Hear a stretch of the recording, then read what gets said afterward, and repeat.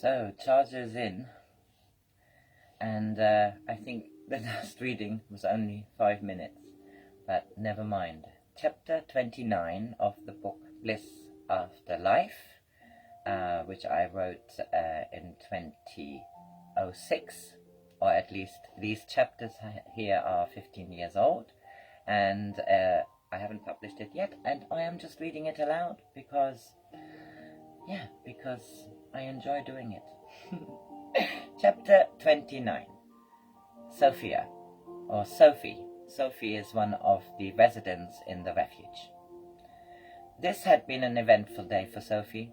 The news of the death of Natalie had been a great shock.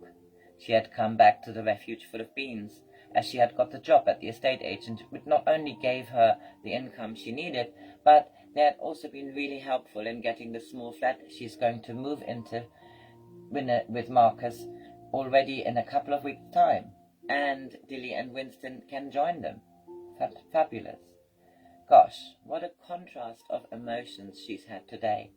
Such joy to get the confirmation and then the news of the suicide. Bonds are formed very quickly in the house. Somehow the sharing of sad lives makes for a much more direct conversation, and there always seemed to be an air of honesty in the house. Sophie felt straight away able to talk to Susan of her demise when she was desperate for a helping hand. It was strange for her to ask for help.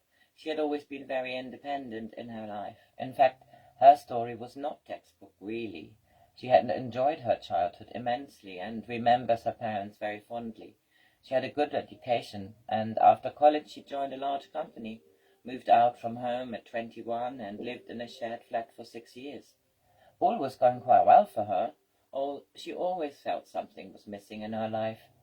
She blamed the loss of her parents, who had died in a car accident when she was 25, and that totally devastated her.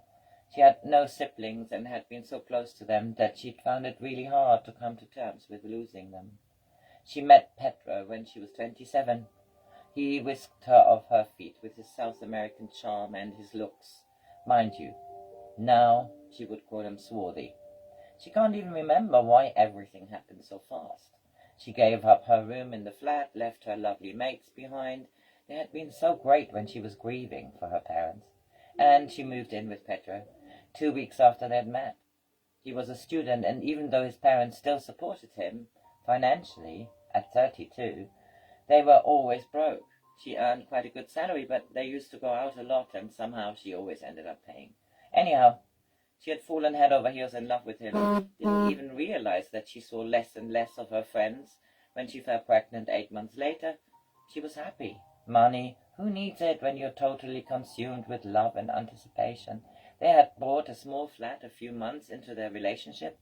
Well, it was her money, really, because she used the small inheritance she had from her parents to put down a decent deposit, and the mortgage worked out cheaper than renting somewhere. Everything seemed to go well. She loved being pregnant, and even though she used to be a bit worried about the time after the birth, when she could not work for a while, she never got too uptight about it. Pedro made no attempts to get a job, and life got quite hard when she was on maternity leave. Her little nest egg disappeared, but they were both quite wrapped up with a baby. Time seemed to be running by. Primary school for Marcus. She worked part-time. Pedro seemed to have been at university for ages. He finished his degree but never found the right job. Still, things seemed to carry on. Day-to-day life was busy, with Marcus growing up, until Pedro started to come home later and later from wherever he spent his days. He slept late in the mornings and started to lose interest in Marcus, who had become such a sensitive and clever boy. Today, she cannot believe how slowly but surely her life unraveled. Pedro started to lie to her. Looking back, she felt as if she looked at some other person. How different she felt now. Somehow it seemed she had to go through this really gutting experience. When she accused him of lying and found things out, he just laughed. He hardly came home after that. He used their credit card for large amounts of cash. It took a while until she noticed. By the time she phoned the bank to discuss he had spent over £10,000. She found store cards and other bills. He just didn't care. He was still a student, even though he'd left university a long time ago, and she was responsible, or felt responsible. Her gut still wrenched when she thought about how difficult it was to get him out of her life, and back on track herself, how expensive in every way. He was so angry all the time, and she just got scared of him. Well, all water under the bridge. She'd been with Susan for 6 years. She started as someone looking for refuge, but for a long time now she had helped to run the place. She was so glad that she had a good relationship with Marcus, her son. He was now 13, and she was lucky that he was such a nice companion. They talked, and sometimes it worried her how grown up he was. Her own childhood had been much more balanced. Anyhow, she was dead chuffed that the job was hers, and well paid too. About time she got into her own, going on for 40. Her step increased, almost a spring in it. She was determined life was going to be good. Chapter 30. Bliss continues her journey. I've been a guide for a long time, it feels. I enjoyed this task immensely, because it was the step between leaving the physical existence and entering the spiritual dimension, which was every time a curious event. Of course, I understood what was going on. I had been at this place many times, but it was still always fascinating to me how individual the passing over is for everyone. All spirits returning to the soul world feel the light and the easiness, as all are bodiless, but what they feel or see in their thoughts is very different. It is what you expect that will be here.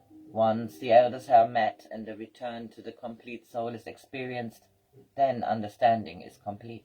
But the initial impression is individual. Thank you. I'll read it on a little bit.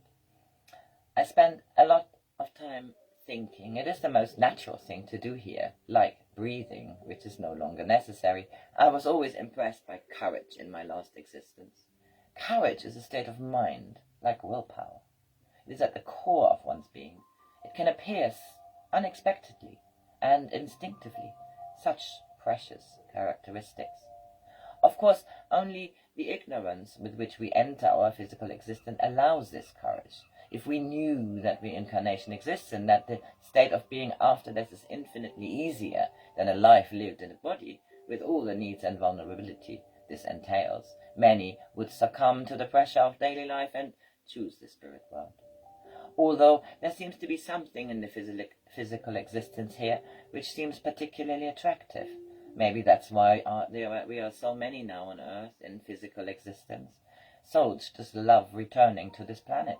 Even with a choice of planets available, Earth was a particularly wonderful place. The variety was more interesting than anywhere else.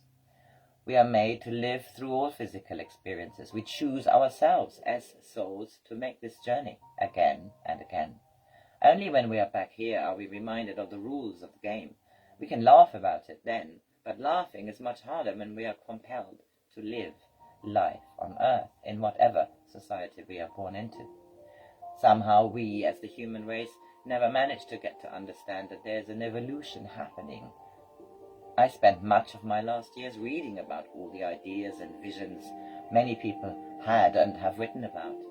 I was glad to come across the wonderful energy which Reiki brings out, the energy which is always there and is understood by many, but so far not many enough to make it something useful to humanity as a whole. What a relief, though, to be allowed to return here, to spend one's existence in blissful contemplation. I thought of my daughters. I could be with them at an instance for a short period at time. I had started to feel less involved in their lives. This always happens, although time here is on a different level than on the physical earth. I had enjoyed meeting the souls of Sophie's parents recently. The connection their daughter had with Susan and Holly was a lovely development. This made me smile. Things usually work out here, if there are enough positive vibes moving it along. So that was chapter 30, and I'll do 31 soon. Bye. Have a happy Monday.